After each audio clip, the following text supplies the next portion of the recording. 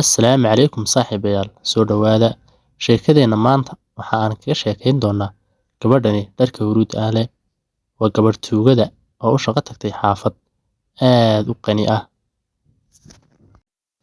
Gabadhan kale ee la fadhida iyaduna waa gabadhii marwada ahayd ee xaafadda lahayd. Waxay ku leedahay xaafadda hawl badan lama qabto, si nafis ayaad insha Allah u shaqayn doontaa. Gabadhanina waa gabadh tuugada soo kaleeto waxa ay rabtaa inay wax ka xado xaafadda kadibna saa kaga baxsato. Kadib gurigii ilmo yar ayaa la jooga oo ay dhaleen waalidiintani. Kii yara wuxuu ku yidhi waxaan cuniyo waxaan cabbaan doonayaa wax mayaad samaysay.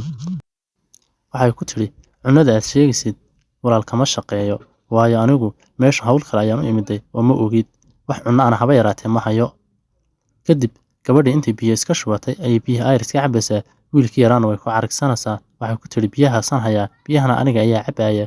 Haddaad rabto orod oo hooyada iyo aabbaha ay soo sheeg, anigu waxa aad sheegaysid kama babaqee. Wiilkii aad ayuu u ooyay oo wuxuu doonayaa wax uu cuno iyo wax uu cabbo. Kadib wiilkii aad ayuu u xanaaqay. Gabadhana way iskaga taagtaagsanaysaa oo ayar ay iska cabbaysaa biyihii. Waa gabadhii dhammayd ee loogu talagalay inay guriga ka shaqayso. Kadib wiilkii yaraa xaggan iyo waalidiintiisii oo fadhiya qolka fadhiga ayuu u tagay oo wuxuu doonayaa inuu u soo sheego waxa meesha ka dhacay in ay gabadhii u soo diitay cuntadii oo ay ku tiri wax cunno ana kuma samaynayo ee hawshaydu maba ahaba kitchenka. Wiilkii yara waalidiinta ayuu u yimid wuxuu ku yidhi gabadhi wax cunno ay maysin weliba way soo cayday wayna ii diiday kaligeed bayna wax iska cunaysaa. Kadib waalidiintii ayaa ku yidhi ma ahay waa degdegaysa wiil yahow yarya waad khaldantay gabadhu ha samayso cuntada ee ka xisho waa gabadh cusube saaha ku odhanine. Kadib wiilkii yara wuxuu yidhi waad iska hadlaysaan laakiin waad ogaan doontaan gabadhan ma aha gabadh xishood iyo karaamo midna leh. Kadib wiilkii yara xaggii gabadhii ayuu haddana u noqday oo wuxuu doonayaa inuu cunno ka soo cuno.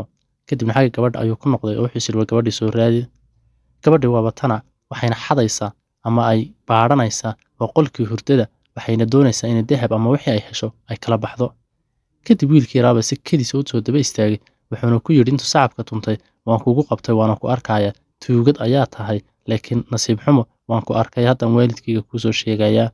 Kadib intii soo jeestay aad u xanaaqday ayuu ku tiri maya saan moodis maaha warya saqajaan yahow ama dadka waan dilaa yaanan ku dilin ee meesha iskaga carar.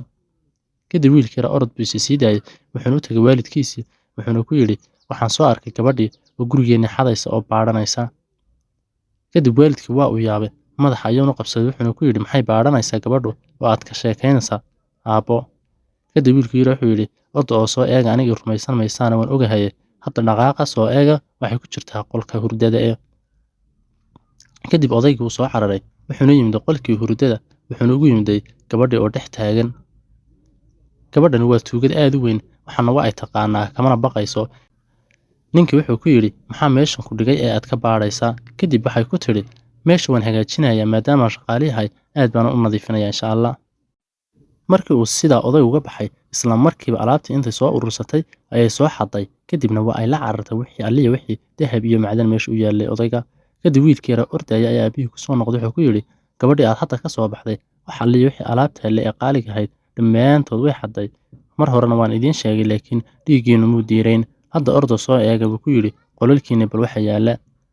Odaygii hadda waa uu cararay wuxuuna tagay qolkii wuxuuna arkay meeshii oo maran waa uuna yaabay. Odaygii naxdin iyo gariir ayaa ku dhacay wax alliya wuxuu sameeyana ma jirto waayo meeshii waba bannaan tahayba dhammaanteed.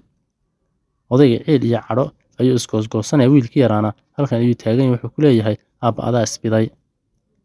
Sheekadeenna halkaas ayay ku joogaysaa qaybta labaad ayaan halkaa insha Allah ka sii wadi doonaa. Fadlan haddii aadan hore noogu soo biirin hadda noogu soo biir aad baad u mahadsan tahay.